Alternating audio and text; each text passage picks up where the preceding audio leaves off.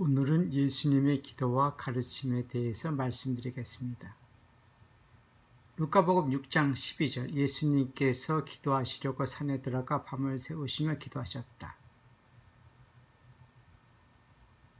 전도여행 중에도 예수님께서는 먼 동이 트기 전에 일어나 외딴 곳으로 가셔 기도하고 계셨다. 마르코복음 1장 35절 또한 제자들을 위하여 그들이 믿음을 잃지 않도록 기도하셨습니다. 요한복음 17장 전체 예수님께서는 유선자들처럼 기도하지 말라고 하십니다. 마태복음 6장 5절 왜냐하면 유선자들은 남에게 보이려고 회당이나 한길 모퉁이에 서서 기도하기 때문입니다.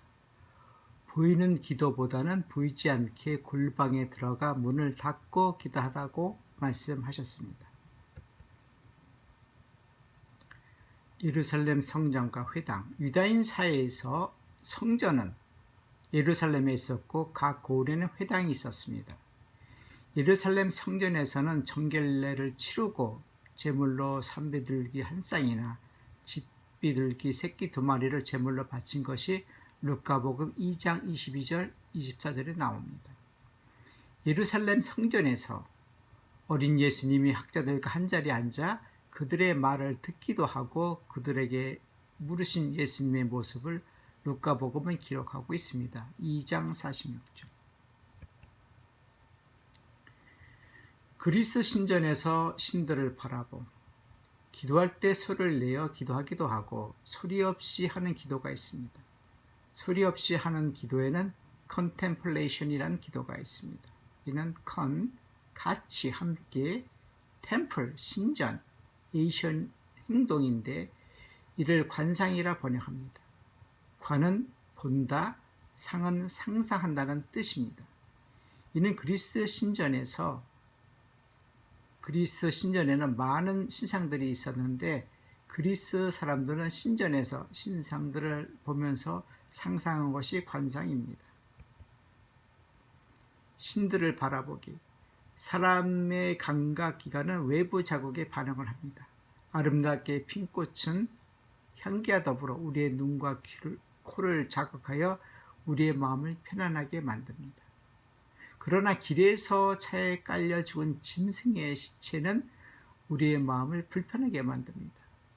그리스 사람들은 아름답게 꾸며진 신전에 그들의 신들을 모셔놓고 신전에 들어가 신들을 바라보며 상상력을 펼칩니다. 상상력 속에서 신들의 잔치에 참여하여 노래를 듣고 부르고 신들과 함께 춤을 추었을 것입니다. 이것이 관상이며 오늘날 우리가 알고 있는 관성기도가 여기서 시작되었습니다. 관상기도를 통한 예수님 만남. 예수님뿐만 아니라 우리에게 기도를 가르쳐 주신 스승이 계십니다. 스페인 바스크 지방에 16세기에 살으셨던 이냐시오라는 분은 관상기도를 통하여 예수님을 만났고 체험한 바를 우리에게 가르쳐 주셨습니다. 그분은 관상기도를 통하여 예수님의 시대로 우리를 초대하십니다. 관상기도에서 제자들이 만난 예수님, 세례와 율법학자, 로마의 군인 등 성경 인물들이 만난 예수님을 우리가 오늘날 관상기도를 통하여 만나도록 안내해 주십니다. 관상기도로 우리는 예수님께 다가가지만 예수님은 당신이 원하는 때와 장소에서 우리를 만나 주십니다. 뜻글에서 기도. 기도라는 뜻글에서 기는 방울이 달린 깃발에서 전쟁의 승리를 위하여 사람이 빈다는 뜻이며 도는 일어난 일, 질병과 재난 등을 말씀드리고 도와달라고 청하는 뜻글입니다. 뜻글 기도에는 어떤 절박함과 간절함이 들어있습니다. 이는 예수님께서 올리브 동산에서 기도하실 때 너무나도 간절히 기도드려 어떤 사본에 의하면 핏방울 같은 땀이 예수님 이마에서 뚝뚝 흘러 땅에 떨어졌다고 루카복음 22장 42절 뒷부분에 기록되어 있습니다.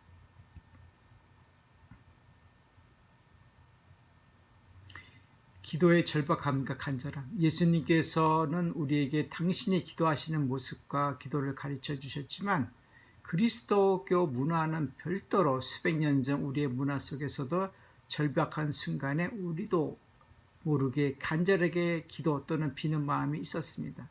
풍년을 비는 기도, 전쟁에서 이기도록 비는 기도, 병이 낫도록 비는 기도, 자연적 재난에서 벗어나도록 비는 기도 등등. 우리는 절박한 상황이 변하여 바라는 바가 이루어지면 감사의 기도를 드리지만 또한 언제 간절하게 절박하게 기도했는지 잊어버리는 자기 자신을 아울러 보게 됩니다. 수도회와 기도. 어느 날 베네딕토 회에, 프란치스코 회, 도미니크 회에 예수의 수사들이 모여 기도를 하고 있었습니다.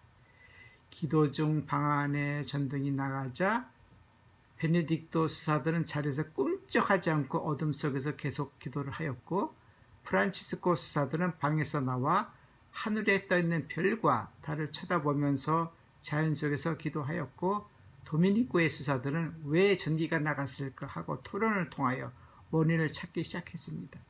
그러는 동안에 방 안에 다시 전기가 들어와 모였습니다. 그런데 다른 수도의 수사들은 다 자리에 앉았는데 예수의 수사들만 보이질 않았습니다.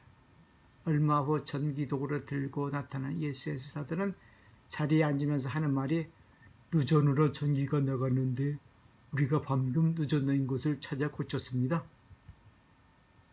수도회의 영성.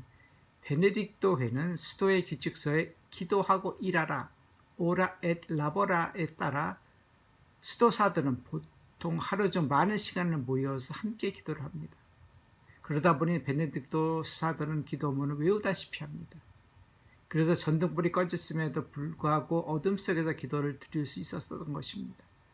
프란시스코 수사들은 창립자인 프란시스코 성인과 마찬가지로 자연 속에서 주님을 찬미합니다. 기도서를 보고 드리는 기도보다는 자연 속에서 기도 드리기를 좋아하여 전등불이 나갔을 때 자연스럽게 밖으로 나가서 자연 속에서 기도를 드린 것입니다. 도미니코 회 수사들은 기도를 멈추고 토론과 논리로 그 원인을 찾아 다른 수도의 수사들에게 들려주려 했습니다. 예수의 수사들은 미션을 위해 항상 한쪽 발을 들고 있어 기도를 멈추고 바로 전등불을 고치러 나간 것입니다. 활동석의 관상이 예수를 창설한 이냐시오께서 가르친 것입니다. 활동석의 관상, Contemplation in Action, 커피를 즐겨 마시는 한 수사가 있었습니다. 하루는 수도원 원장 수사에게 물었습니다. 기도를 드리면서 커피를 마셔도 되겠습니까? 원장 수사는 그렇게 묻는 동료 수사에게, 형제여, 기도를 드리면서 커피를 마시는 것보다 커피를 마시면서 기도 드리는 것이 어떻겠습니까? 매일 일정한 시간을 정하여 기도하기는 쉽지 않지만 생활 속에서 기도하는 것은 의외로 쉽습니다. 나의 삶 전체가 주님께 드리는 기도라면 나는 이미 봉헌된 삶을 사는 것입니다. 주님께서는 나의 봉헌된 삶을 축성해 주실 것입니다. 소리를 질러 신들을 깨워. 성경 구약 열왕기 상권 18장 20절부터 40절에는 엘리야가 카르멜산에서 바알 예언자들과 싸우는 장면이 나옵니다. 엘리야는 바알 예언자들에게 그들의 신께 기도드려 도와달라고 하고 엘리야는 그의 주님께 청하겠다고 합니다. 450명이나 되는 바알의 예언자들에게 큰 소리로 바알신을 부릅니다. 바알신이 잠이 들어 깨워야 할지 모르지 않소. 27절. 그 당시 이스라엘 이웃나라에서는 소리를 질러 그들의 신들을 부르는 예배가 있었는데 이 싸움에서 바알의 신은 그들의 예언자들이 부르는 소리를 듣지 못하지만 엘리야의 기도를 주님께서 들으시고 응답하십니다. 골방에서 문을 닫고 기도리지 않고 큰 소리로 여러 명이 주님께 드리는 기도를 한 번쯤 생각해 봤으면 합니다. 유다인들의 노래. 성경 구약 둘째 권에서 이스라엘 사람들이 이집트를 빠져나와 바다를 건널 때 이들을 뒤쫓는 이집트 군사와 병거들이 모두 바다에 빠져 죽었지만 이스라엘 사람들은 무사히 건넜다는 장면이 나옵니다. 이때 모세와 이스라엘 자손들은 주님께 노래를 불렀습니다. 그리고 아론의 누이인 미리암이 손봉을 들자 여자들이 모두 그를 따라 손봉을 들고 춤을 추었고 미리암이 그들에게 노래를 매겼다고 하였습니다. 15장 21절. 예수님 시대의 노래. 성경 신약 복음서에는 지가리야 노래, 엘리자벳 앞에서 부르는 마리아의 노래, 정결례 때 성전에 있었던 시몬의 노래가 기록되어 있습니다. 예수님께서 예루살렘에 입성하실 때 사람들이 겉옷을 벗어 길에 펴놓고 환호하자 제자들은 기쁨을 감추지 못하고 소리 높여 주님을 찬양하였습니다. 심지어는 최후의 만찬후 올리브산으로 올라갔을 때에도 찬미의 노래를 불렀습니다. 초대 교회 때 부르던 노래는 여러 사람들이 모여서 드리는 기도의 모습으로 바뀌어 오늘날 성직자 수도자들이 매일 기도 안에 들어가 매일 드리게 되었습니다. 예수님께서 가르쳤던 장소, 마태복음 5장 1절 2절에는 예수님께서 산에 올라가 앉아 가르치신 장면이 나옵니다. 5장 3절에서 산에서 시작된 가르침은 7장 29절로 맺으시고 산에서 내려오십니다. 마르코복음 1장 21절 예수님께서는 회당에 들어가 가르치셨다. 4장 1절에는 호숫가에서 가르치셨다. 12장 35절 성전에서 가르치면서 율법학자들은 그리스도를 다윗의 자손이라 하는데 다윗 자신이 그리스도를 주님이라고 불렀는데 그리스도가 어떻게 다윗의 자손이 되겠느냐 하시며 율법학자들의 잘못을 지적하시고 율법학자들에게도 가르치십니다. 예배와 전례의 가르침, 예배와 전례에서 공통된 예에 관하여 적어놓은 얘기라는 것이 있는데 대학과 중용이란 책이 이 얘기에서 나온 것입니다. 노노맹자와 더불어 대학과 중용을 육아에서는 사설화하고 삼경과 함께 중요시합니다. 중용에 하늘이 명하는 것, 이를 따르는 것, 그리고 이를 닦아 나가는 것을 가르침이라 하였습니다. 하늘이 말씀하시고 하는 천명은 가르침입니다. 그리스도교에는 예수님의 가르침이 있고 우리 조상들은 예수님 이전에 하늘의 가르침을 먼저 배웠습니다. 고든 마음과 삐뚤어진 마음, 예수님의 가르침과 중용에서 말하는 하늘의 가르침이 있다면 이를 따르는 배움이 있습니다. 이 배움을 큰 배움이라 합니다. 대학. 이는 하늘에서 뚝 떨어져 나에게 생겨난 고든 마음, 덕을 삶 속에서 드러내어 밝히는 것이며 이런 고든 마음으로 사람들을 새롭게 하고 서로서로 친하게 지내도록 하며 사람들이 하늘이 원하는 바에 이르러 머물도록 합니다. 고든 마음과 달리 삐뚤어진 마음이 있습니다. 이를 악이라 하는데 이는 삐뚤어진 마음입니다. 배움의 완성. 경물, 치지, 성의, 정심, 수신제가 치고 평천하는 앞서 말씀 대학이란 책에 나오는 8가지 삶의 방향입니다. 삶 속에서 배움, 알미, 하늘과 땅의 모든 사람들의 막혔던 숨을 탁 트이게 하는 것이 알미의 완성입니다.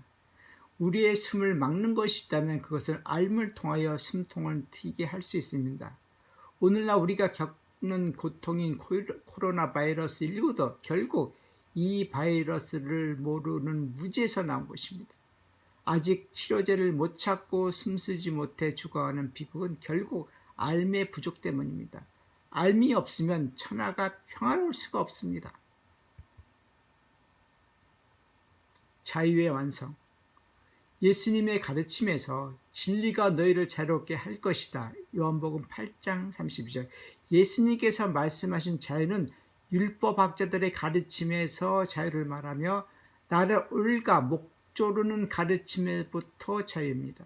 조상들이 배운 큰 배움은 삶 속에서 알미를 통하여 사람들의 숨을 탁 트이게 하는 평천화입니다.